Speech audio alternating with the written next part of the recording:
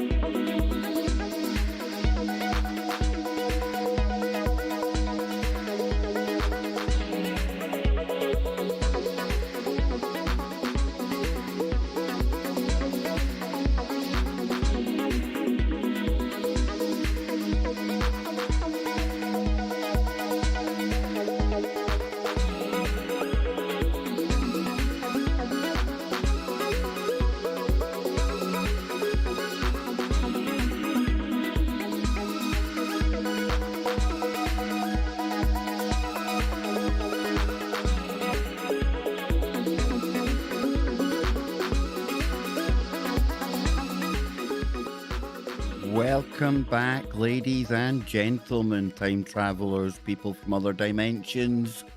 It's another crazy day in KBS land. Yes, hope you're enjoying the upside down that is Loch Ness there. And I am possibly the most upside down YouTuber that there is in this dimension and beyond. Welcome back, everyone. In our little pre-show stream today, found some articles that we can kick back and chillax and spend some quality time together. Yes, indeed. I took a little day off the streaming yesterday. Went for an MRI yesterday. I tell you, that has to be the closest experience to becoming a human sausage, right? I mean, they kind of put you on this mad thing, and it's like, I don't know, you just get fed into this sausage making machine. And to make it 10 times worse, right? I'm in there for about, I swear, about a good half hour. It's really claustrophobic, as anyone that's been for an MRI knows. They've got crazy gear going into your arm so they can take pictures of things. And then there's this noise, the noise. Now, granted, they give you a set of earphones, headphones to wear, and there's music on. But listen, look, I'm not the most claustrophobic in the world, so it doesn't really bother me spending half an hour like a human sausage. However, it was like the most depressing, kind of throw yourself off a cliff type music. The kind of music you listen to when you're a teenager and your girlfriend or your boyfriend has just broke up with you. It was dire. It was dire, folks. When I came out of the tube, they were saying, "Are you okay? Everything all right?" I said, "Well, listen, top tip. Okay, top tip from KBS. I didn't say KBS, but I said top tip. You might want to pick a different radio station to play to people while they're in there getting sausagified, if that's even a word." All right, so there you go. That was my day yesterday. That's my excuse for not being here yesterday afternoon. But I was here with the doc last night. You can catch that over on BitChute. It's up on the Kev Baker Show channel over there. I encourage you to check out all the shows that are over there. The ones that don't make it to YouTube. That's okay. That's how they roll. And we know how to roll back with them. So I'm going to come into the chat room. Yes, indeed. We have got Rick Anderson in there. Brother, how you doing? We've got Faith. We have also got Hertz von Renthal. What a great name. Great name. What's up with my health? Oh, plenty, but that's not why we're here today. We've got ZX81 kicking about. Bernaise sauce. I like my Bernaise sauce on a nicely grilled steak. Just saying. We've got the Wookiee, Cine Monk. Remember to check out Cine Monk's channel, folks. We've got Shawnee kicking about in there. Good to see you, man. The Wookiee, St. Marionette, Williamism. Yes, indeed. I'm liking it. Hertz von Renthal. I do like that name, dude. But don't you worry about my health. I'm still here. You ain't getting rid of me that quickly. Now, this person isn't here yet. But somebody made a quite amusing meme of yours truly earlier on today. So I thought, well, we'll bring that in and you can see a little picture there. It's like a little picture on the wall, right? You can't actually see it yet. But if I just take away my ugly mush here, and I put this on here, then you'll see the the handiwork of our good friend, our sister, BPD. Now listen, I don't know what BPD is sitting thinking about me in a kilt for. That's a very worrying prospect indeed. Very worrying. But there he is, can't get enough of the woo. Man, oh man, do I wish I looked like that in a kilt. That's all I'm going to say. And yes, Sid Vitch, we're going back to Rendlesham today, my friend. We're going back to Rendlesham. But before I scare people with that picture there, because it's very scary, man, let me put it back on the wall like that. Voila! The real Kev is back with you. So we got Sid Witch. Sid Witch? Did I just call you a witch, dude? I apologise. So listen, let's get into this. Let's get started. And I've got Jimmy Jeans and Don Wiskin are going to be with me today over on KBS. So be sure to join me for that one. Now, Rendlesham Forest, 1980, January 1980. Might have been 1981, I think now. We'll find out in a second, but possibly one of the most famous UFO incidents that's ever gone down in the UK. And it was December 1980 going into January 81, because January this year was actually the 40th anniversary of Rendlesham Forest. Now, we've had Ben Emlyn Jones on the show, who works very closely with people like Gary Heseltine, people like Tino from UFO Truth magazine, and he's also got a pretty strong relationship and friendship with Larry Warren. Now, Larry Warren is very, very key to the Rendlesham story, a very divisive character as well, and there's been a whole lot of trolling campaigns, infighting, real weirdness around a UFO incident that took place allegedly over 40 years ago. But Larry Warren, he's been on the show before. I tend to like Larry. Had no problem with him. And like I say, though, Larry Warren was the subject of almost a campaign of trolling and hate that really sprang up out of nowhere. And it started around the time that we had a UFO conference up here in Glasgow. I'd gone down to meet Larry, but Larry wouldn't actually, or couldn't actually, appear in person. And he had to kind of Skype in from his hotel room because there's this controversy. And where there's controversy, I tend to think that there's obviously something going on that people would be very happy to see going away. No smoke without fire. Why 40 years on is this such a very hot topic if there's nothing to see there in the first place?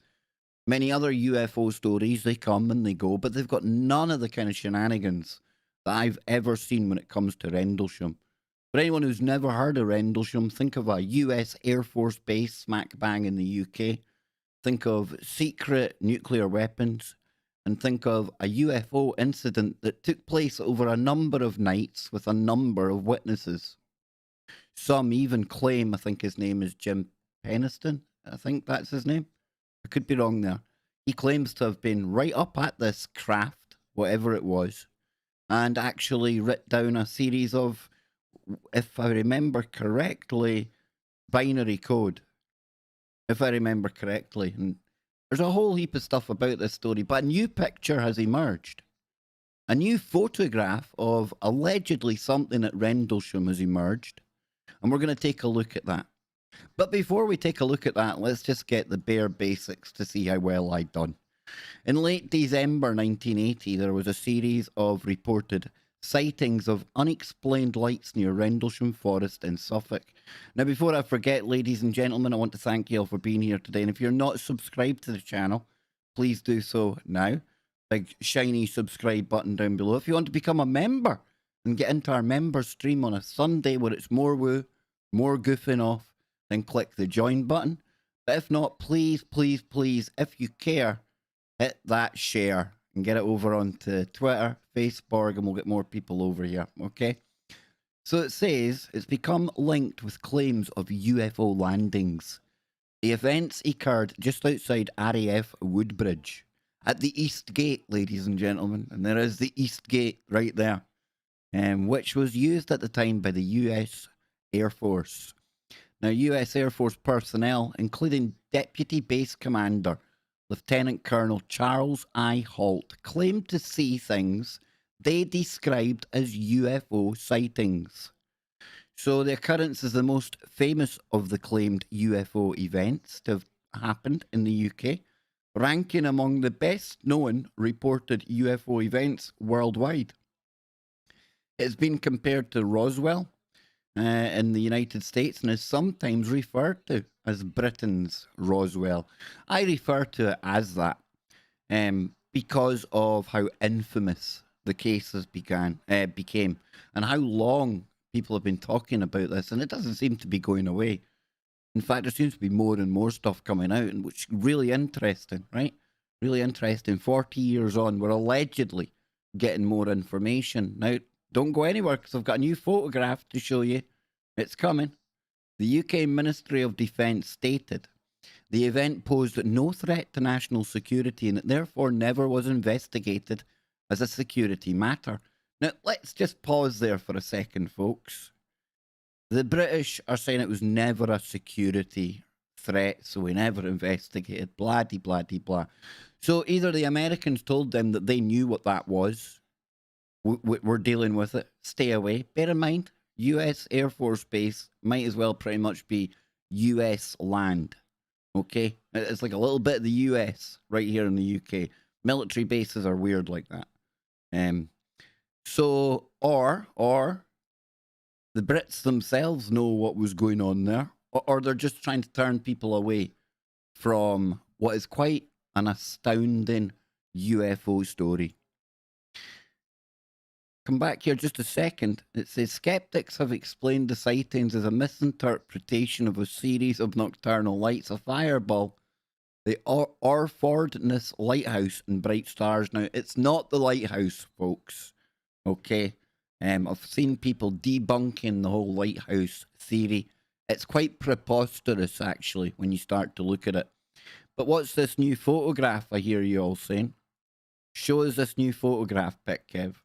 Now, bear in mind, this comes from the 1980s. We're dealing with a Polaroid picture, and for some of our younger people out there, a Polaroid was a camera that you would click the button, and it would just produce the photograph right there, and you'd wave it about and blowing it a little bit so it didn't smudge. And on this occasion, in December 1980, January 1981, somebody took this picture. You ready? Boom.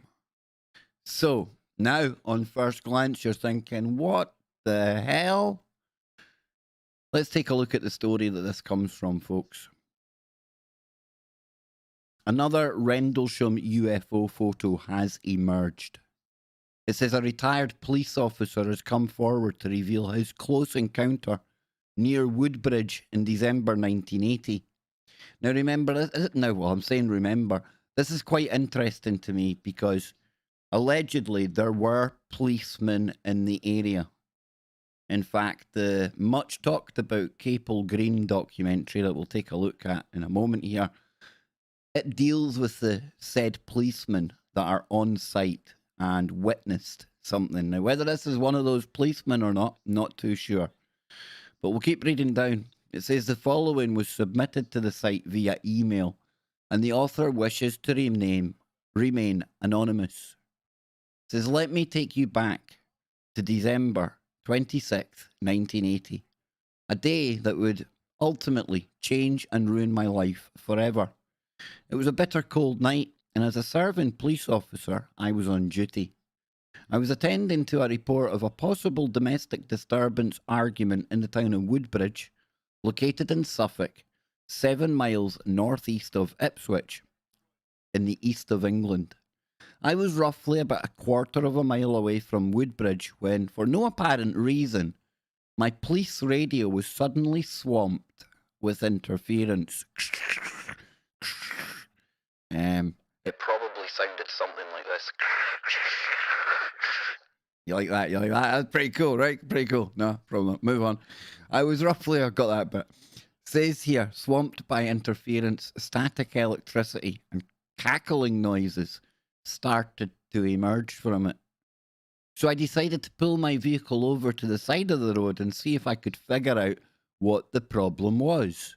Now, no sooner than I had stopped my vehicle, there was an intensely bright flash of green light that lit up the whole interior of the car like a Christmas tree. Not sure what to make of what had just happened, I got out of the car to see if I could possibly figure out what caused it. Not really expecting to see anything, I was completely shocked to discover a huge green, whitish, glowing, illuminated, phosphorescent disc saucer shaped craft hovering directly above the sky, or directly above me in the sky. It was an incredible and unbelievable but frightening spectacle to witness, and my skin started to tingle and the hairs on the back of my neck stood up. Oh, there you go. There you go. That's the gut telling you you are entering a period of high strangeness, uncanny valley type stuff. Now, I see Sidvich in the chat. Should have done this story by heart, not wiki. Dude, I tried to take it off the top of my head, and that's when I got stuck with the 1980s and the 1981 thing. I apologize, Sid. I apologize, dude. Don't hold it against me, man. So we go on. It says the saucer was huge, slowly rotating, and was making a quiet, soft whirring noise. Now, as a police officer, I always carried a Polaroid camera in the boot of the police vehicle when even on driving duties. It's just something that I did. I rushed to the boot and obtained my camera, and I fired off 3 shots. I then stood there somewhat shaken and continued to view the object. So, if you look at this this is quite weird, but if I zoom in on this, that's maybe a bit too much. But you can see cloud, right? You can see something that appears to be cloud there and cloud there. And what's weird is it continues in front of the object. Do you see what I'm saying there? Maybe you can actually see it better from here. See how the actual cloud, or what I'm thinking is cloud? Now, in 1980, if this is when this is from, that would be damned hard to fake, right? But that being said, this here doesn't look like a genuine Polaroid photo. What I mean is, this looks like it's a white background with a photo placed on it. And to that end, I don't know what we're looking at. We could be looking at just a green bulb. We could be looking at something that's totally hodgepodge.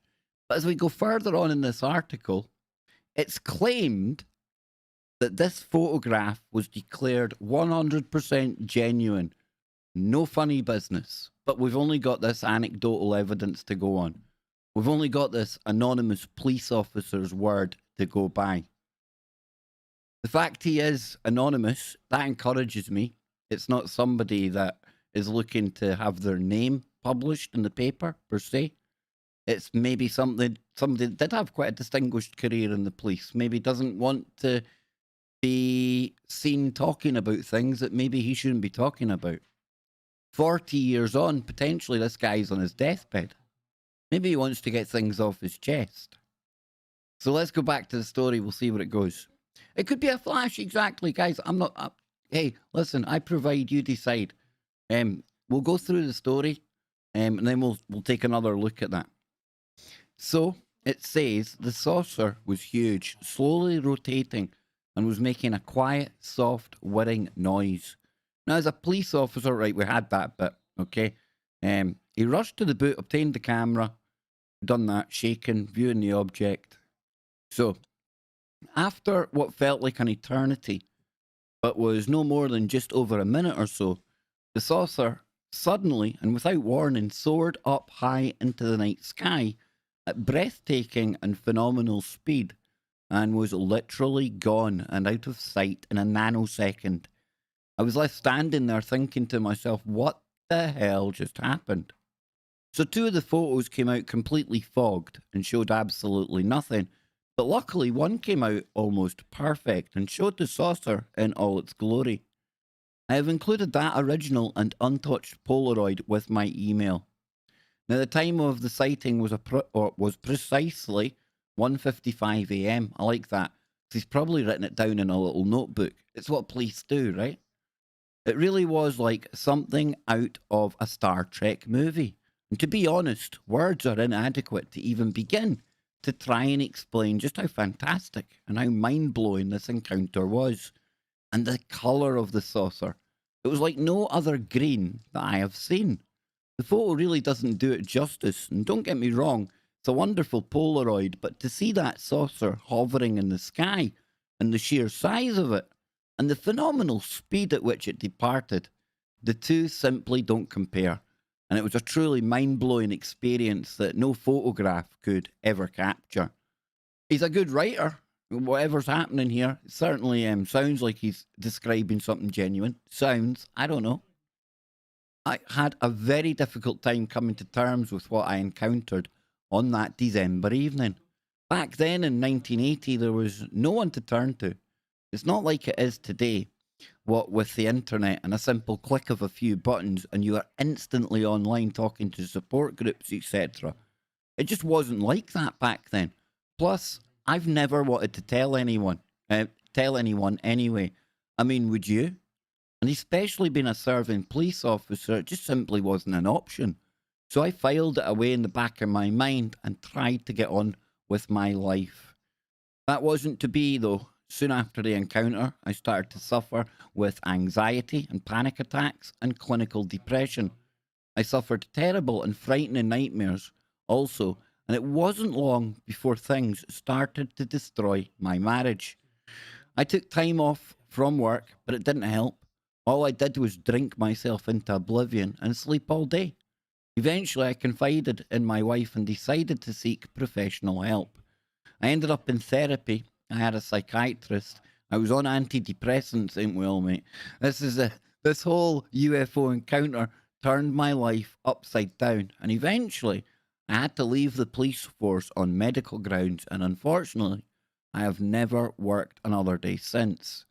I've suffered with terrible physical and mental health problems ever since this thing happened, and I know for a fact that all my health conditions are a direct result of my encounter with a flying saucer. I wouldn't wish it on anyone, not even my worst enemy. That wasn't the end of it. I also received menacing and threatening phone calls, even death threats a few weeks after my encounter, and a couple of months later, my home was subjected to an attempted arson attack. My wife believed at the time that this was an attempt by somebody to try and destroy my photographic evidence and intimidate me into keeping my mouth shut.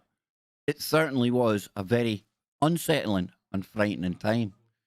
This is very kind of reminiscent and very familiar to a lot of people who have UFO sightings.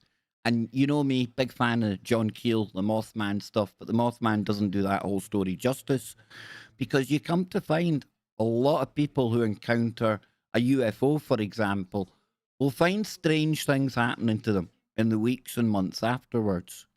Call them the MIB, call it Indrid Cold. Remember that person we were talking about just recently with Lon Strickler? And when Ben Emlyn Jones was on the show as well, I asked him about Indrid Cold. There was an alleged incident over in New York recently that Lon was telling us about, where somebody had seen something that looked like a flying humanoid, and then they got in contact, or somebody contacted them by the name of Indrid Cold.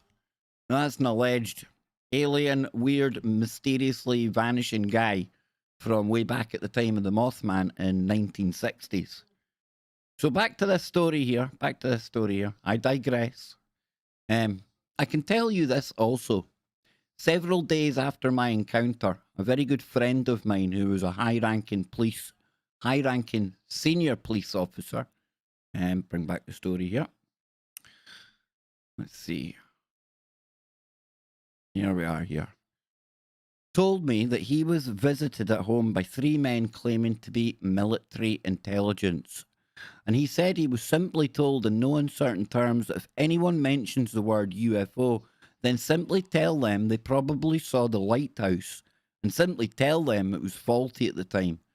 He said they gave him other information, but he wouldn't disclose it to me.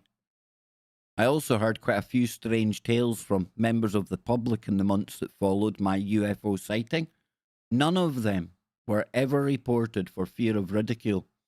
Now, they may sound far-fetched to most people, but not to me. Not after what I saw.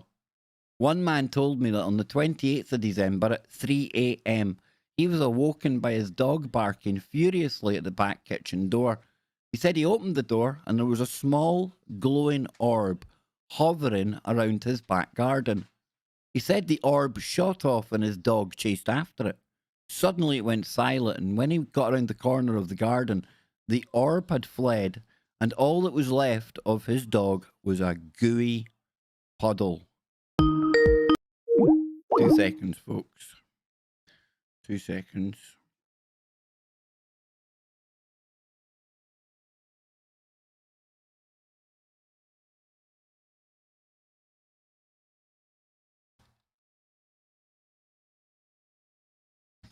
There we go. So it says here, let me see. One man, right, with the gooey dog. Hopefully that didn't happen the way that it reads there. He claimed his dog had been vaporized. I asked him if he reported it, and he just looked at me and laughed and asked if I was mad.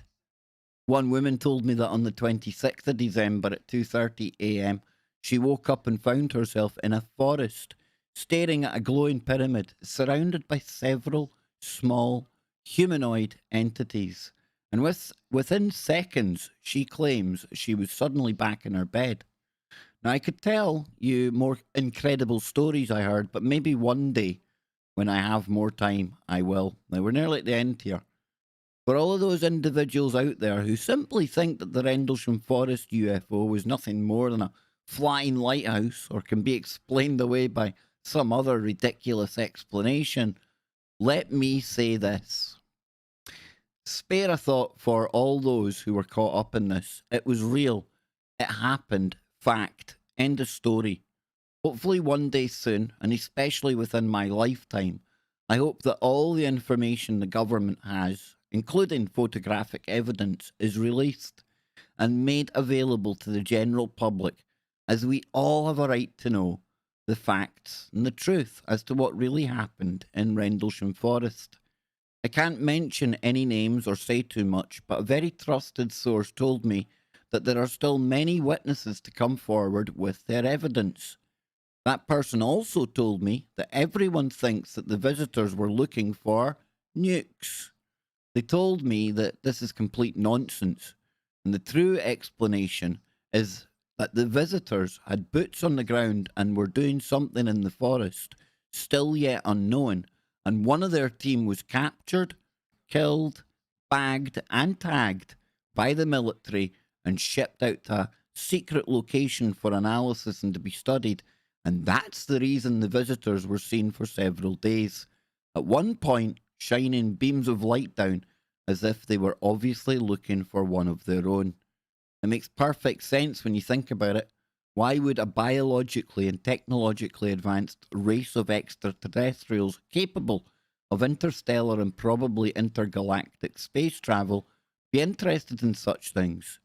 That would be like NASA suddenly releasing a statement expressing their interest in caveman technology. I will leave you with this one last thought. Those who speak do not know. Those who know do not speak. So I will leave you to ponder this for a moment, ladies and gentlemen. I'm going to go and speak to my better half. She's just got in from work. And I'll come back to the chat room and say what you've got to see what you've got to say about all of this Rendlesham riddle. I tell you, it's the one UFO story that refuses to go away.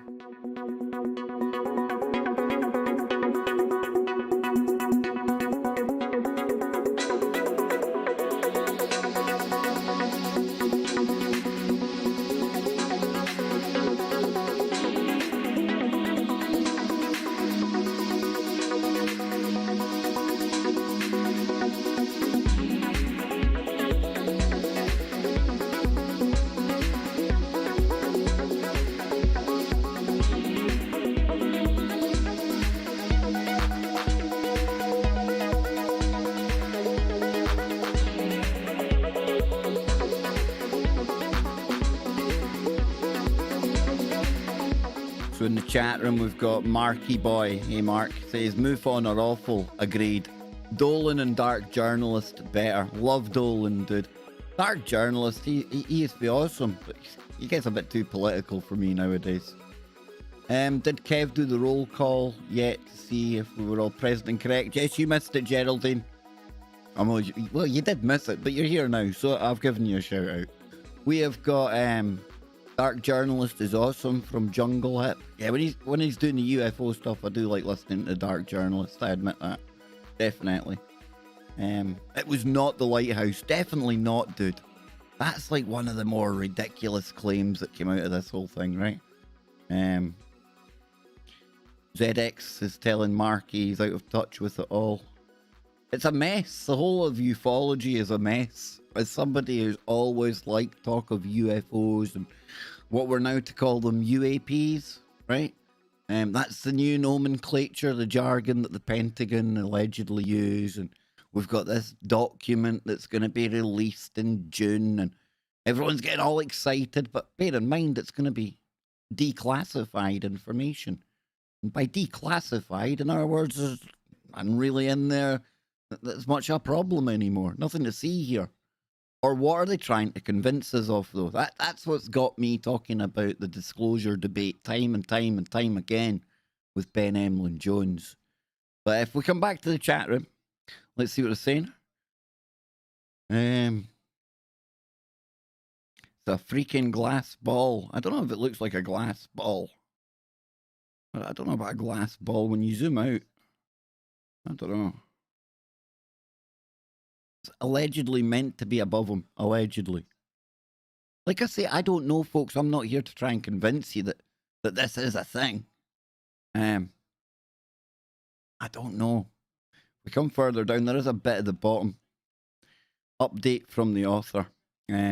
Just thought I'd mention that I got a reply back from a well-known UFO researcher, and he told me that he has had the Polaroid photograph looked at by an expert using the same software and technology that the FBI and CIA photo forensic experts use for analysis, probably Adobe.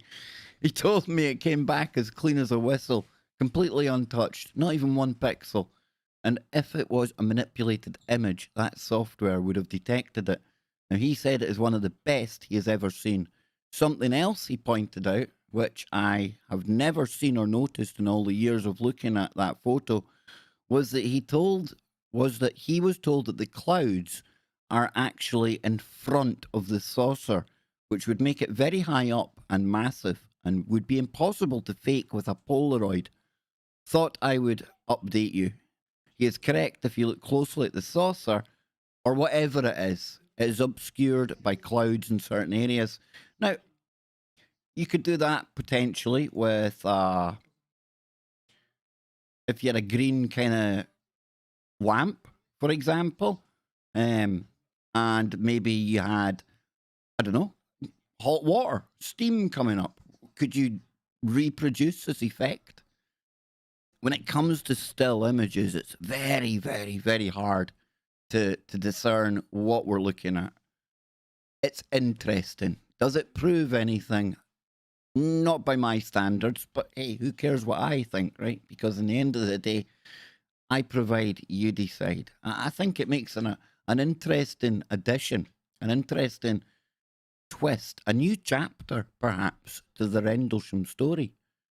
And like it said in there, more witnesses to come forward. I wonder. I mentioned the movie or the documentary Capel Green now. Let me see if I can find that. This is probably the longest documentary that's ever been in production. Have they still got the website? Capel Green website. Is their website gone? No, there it is there. Here we go. What? Hold on, folks. Hold on.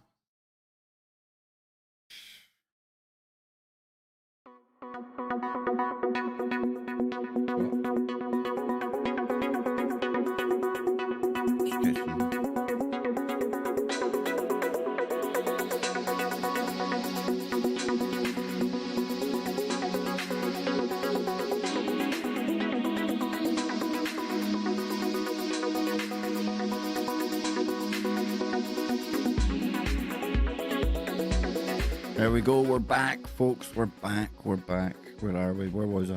I was looking for that website. Give me a second. Let's see. Let's see if I can find it on YouTube. Capel Green. Okay, here we go. Don't want to play all of it, obviously. However,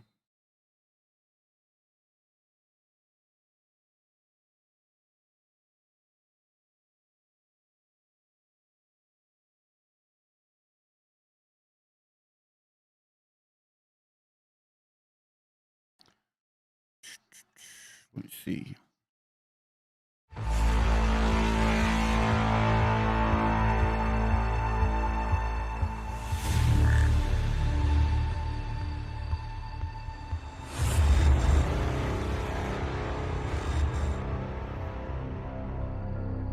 Came to the edge of this field, Capel Green, and in the field, the first thing I saw was one of our airmen upset, and Robert Ball was talking to him. The guy was scared about something.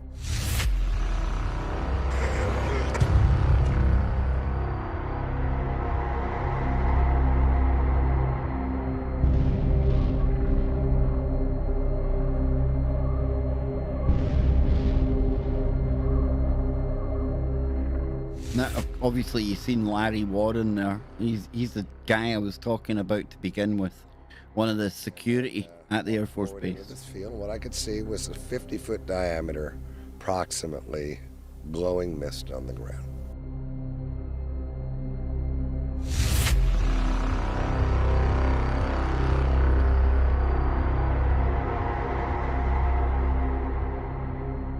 That's me that's flicking the picture, obviously, folks. I saw a red light come in, came down over the field in a downward arc.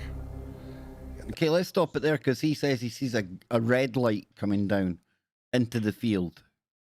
Now, that doesn't mean that this here is wrong, but according to Larry Warren, a red light came down into the field. I think it's important to distinguish the differences, you know. And went to the top of this mist, and I was not far from it, and there was a flash of light that was blinding.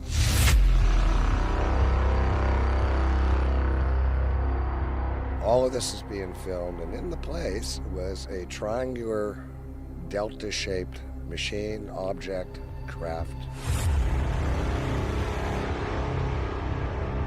The red, orange, glowing ball object was about approximately 2 feet off the ground.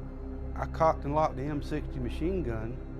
I was scared to death. I didn't know what that was. I didn't know if it was going to hurt me. Yeah. There you go, folks. I'm not going to play any more of that in case we get whacked for it. There we go. So we'll scroll up, see what else the chat room's saying here. Cloud filter. That was from ZX, sorry. Let's see. Push this up away. Actually looks like an old flash bulb. It does have that look to it. I can't deny that. Cannot deny that at all. Like I say, folks, I'm not here to convince you that this is a UFO. It's just like an update to a cool story. But I don't know. I think it's interesting. But then again, I'm kind of biased because I love the whole Rendlesham kind of story. Do I know what happened? Oh, heck no. Heck no. Even people like Larry Warren, who claims to have been there, doesn't know everything that happened. So let's see. Sidvich, nothing is impossible. Just the probability chance is incredibly small. That's ZX. I don't think they would not even touch us. We're dangerous. They probably just come down here to study us. They probably do like school trips. They take like the next generation of alien here and say, this is how you don't do it. I'm only joking. I don't know. Geraldine's always late for class. Yep. Sit in the corner. You're in trouble. Only joking, Geraldine. It's a fancy living room artifact from the 70s, said Sidvich. Maybe stopping us doing something stupid. Well, Donnie, I absolutely love that. I'm glad you brought that up, because if we take Rendlesham out of the equation, have we seen activity around nuclear silos, nuclear weapons, apart from Rendlesham? And the answer is a resounding yes. Will I try and find this? UFOs, nukes, is that the name of it?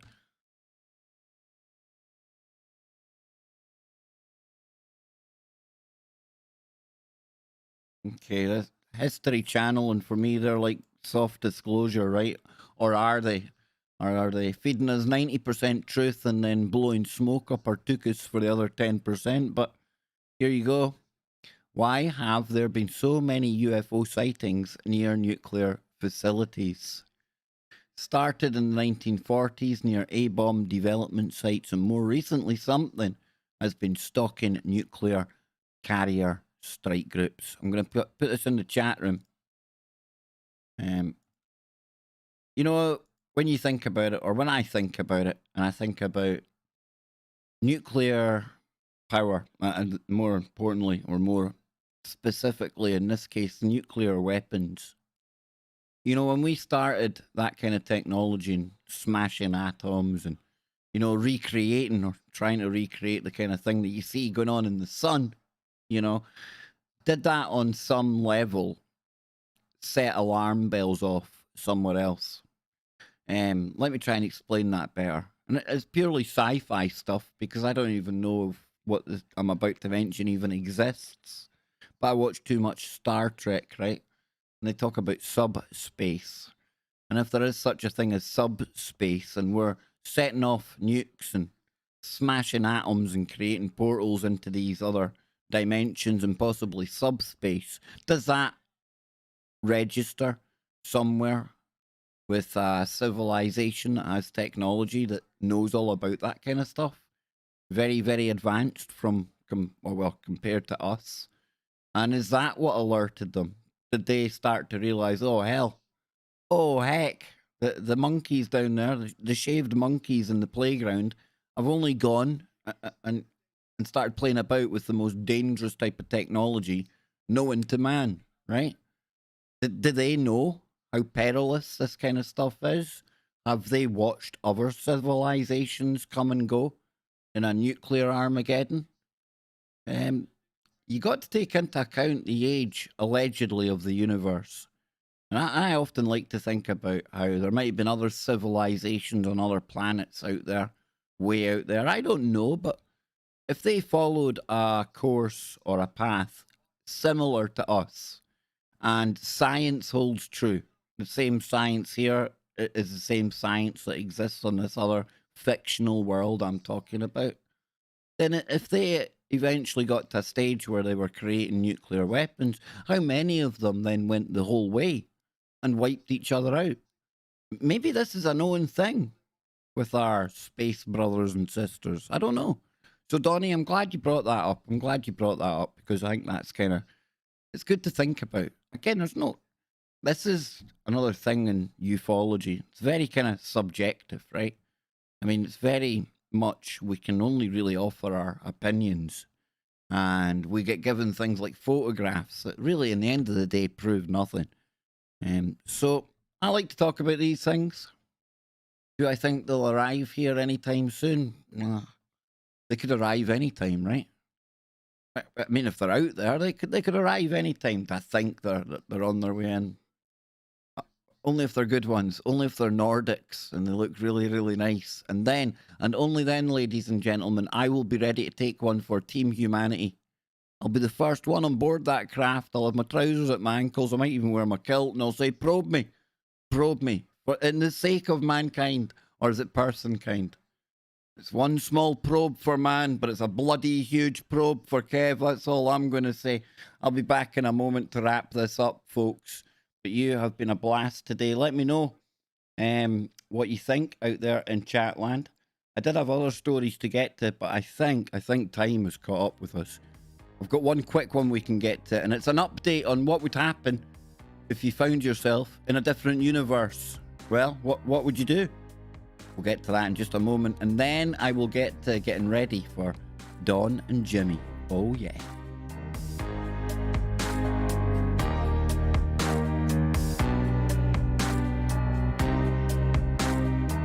Said you'll need to be more specific. You got to remember there's like a 30-40 second gap here. So when you say you're talking about me, I've forgotten what I would have been talking about at that point.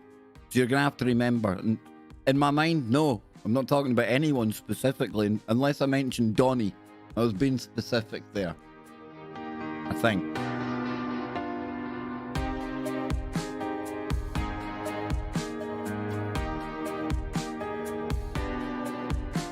Geraldine's talking about Project Bluebeam, my least favourite non-conspiracy, if you ask me. I call it that because 99 times out of 100 people that believe in conspiracies will tell you that NASA, never a straight answer, they always lie. Yet, if you're to believe Project Bluebeam, that came from a Canadian conspiracy theorist who got it from an unnamed NASA source, and it was a document that he got given by allegedly NASA. So if we discount what NASA says 99 times out of 100, are we just going for confirmation bias because there's a document allegedly from them that feeds our need for conspiracy?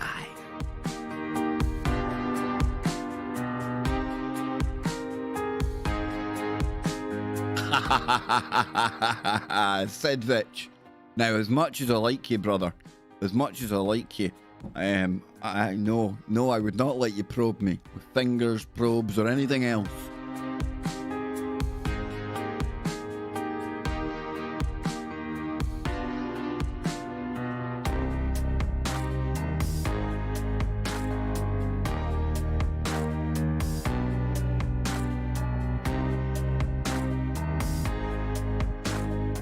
Project Paperclip, totally different thing. Totally different thing. That was the transfer of scientists after World War II, as opposed to Project Bluebeam, an alleged series of events that would culminate with a fake alien invasion or the appearance of religious idols in the sky, like angels coming in, things like that. Only not.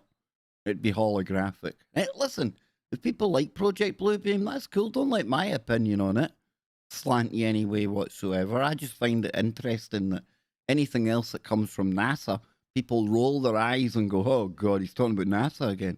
But if I talk about Bluebeam, oh, that's great. That's that NASA document, right? Right? You see? Just saying. So, worst result, you jump into a world that actually doesn't exist where you originated. Welcome to the void. And on that note, let me quickly go to this next story then. Because the other day we were talking about somebody who claimed to wake up in a different world, right? And I think it was it Sid or was it ZX? Somebody started talking about a man that turned up at an airport and he came from somewhere that didn't exist. Big shout out to the Gherkins. They sent me this the next day. Torrid mystery. The man who vanished as mysteriously as he came.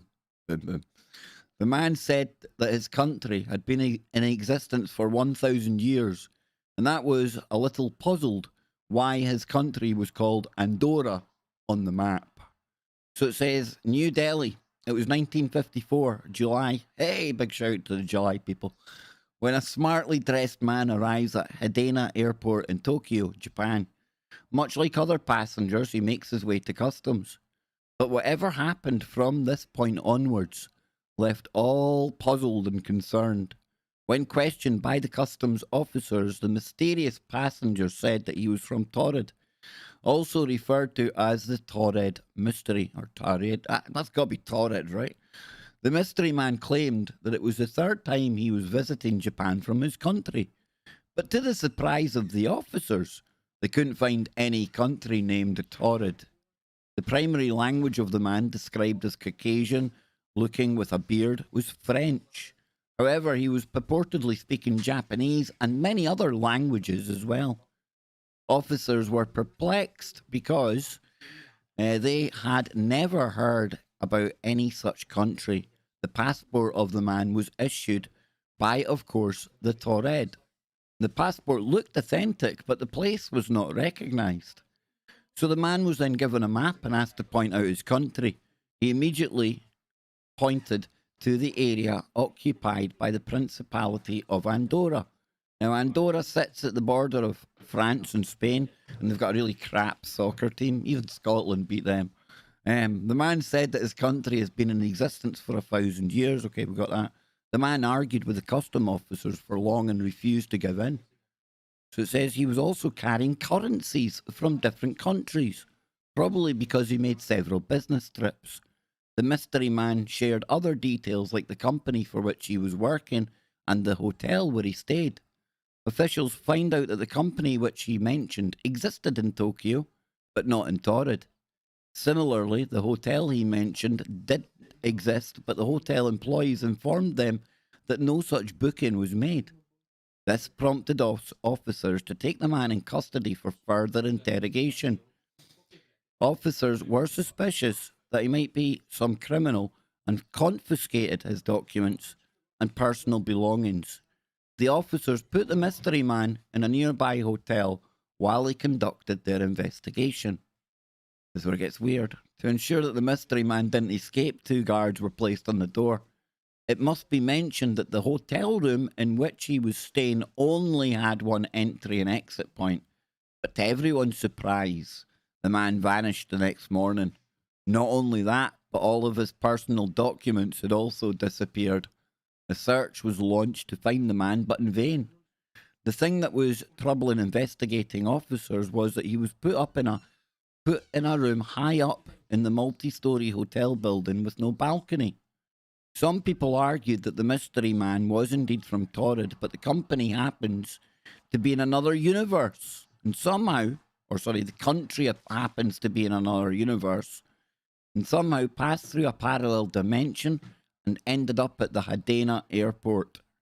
Another theory is that the mystery man was a time traveller and had mistakenly landed at the airport.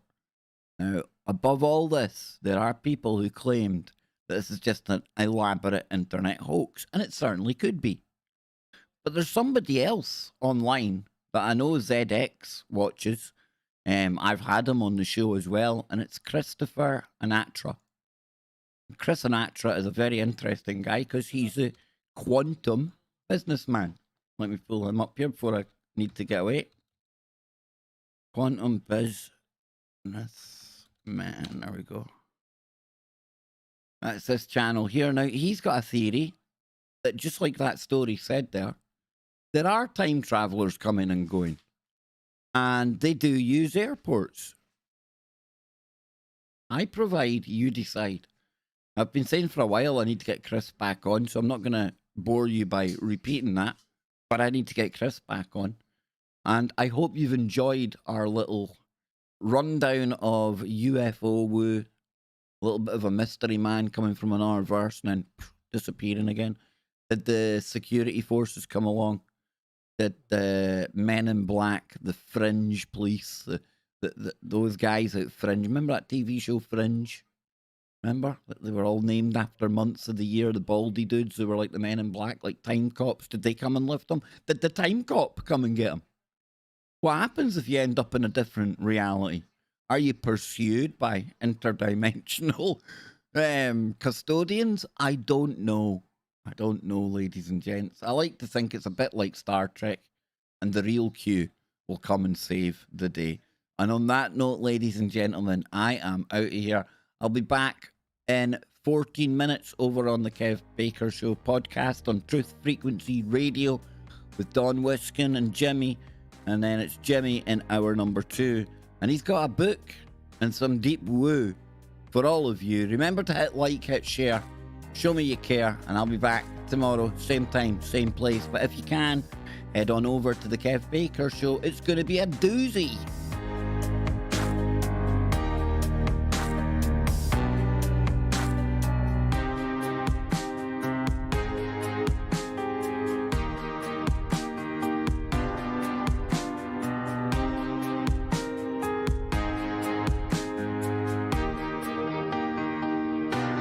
And if I can, folks, I'll be back on later tonight because I didn't get enough time to go through the chat room or anything like that.